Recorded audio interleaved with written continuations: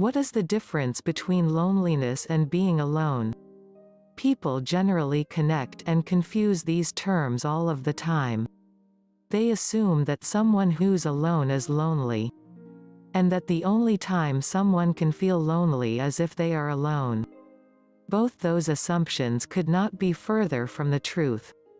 Being alone is a physical state where you are by yourself and nobody else is around. It is not projected as negative or positive. It's only a descriptor that says you are by yourself. So what is the difference between loneliness and being alone? Loneliness is a complex and usually unpleasant emotional response to isolation. Loneliness typically includes anxious feelings about a lack of connection or communication with others, both in the present and often extending into the future. Unlike the physical condition of being alone, this definition describes a psychological state, and a negative one at that. When you are lonely, you are unhappy that you are by yourself. Being alone isn't the same thing as being lonely. And yet some people use the two terms interchangeably. Being alone is a state of being, while being lonely is an emotional response. You can be alone and very happy, but when you're lonely, you long for a change. How do they relate to one another? Does loneliness follow being alone? No, not necessarily. Someone could be alone and not be lonely. In actuality, some folks prefer to be alone. They are comfortable in their own presence and do not especially like others to disturb their peace. In contrast, does the individual who's lonely need to be alone to feel like that? For example, you don't feel a strong connection with your partner, so you barely talk while in each other's company. It is possible, then, to be sitting right next to them and feel lonely. There are advantages of being alone. Some matters are better managed exclusively in private.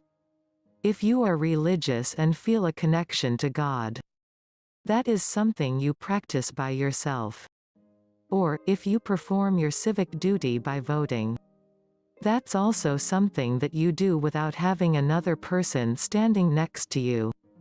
Even in the event that you don't require solitude, being alone frees you from diversion if you are working intently on a job which requires focus. Sometimes it helps to have no one around when you are trying to concentrate. And, again, some folks just prefer to be alone. They enjoy the peace and quiet over the noise and busyness of being around others. What can you do if you don't enjoy being lonely? It is great if you prefer to be alone. But what happens if you do not? But, if you are alone and starting to feel lonely, try one of these choices. Get around people who you share things in common. Do something you like that occupies your time. Take a course that interests you. Eliminate the sadness and depressed feelings and boost your feel-good hormones by doing some deep breathing exercises. Call somebody. Perhaps you live long distance from your loved ones and friends, and cannot simply pay them a visit.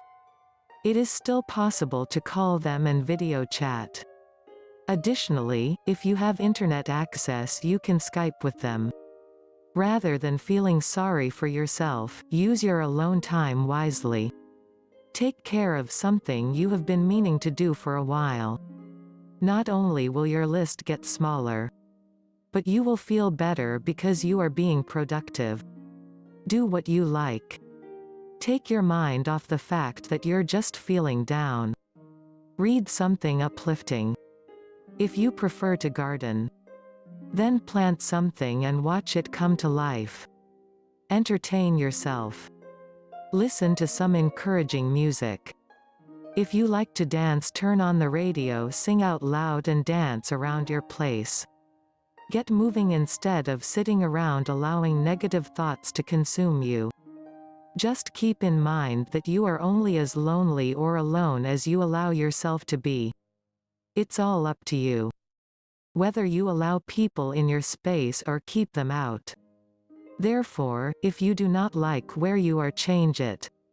Kick loneliness to the curb and start living. Like, comment, share. Subscribe to Total Transformation channel.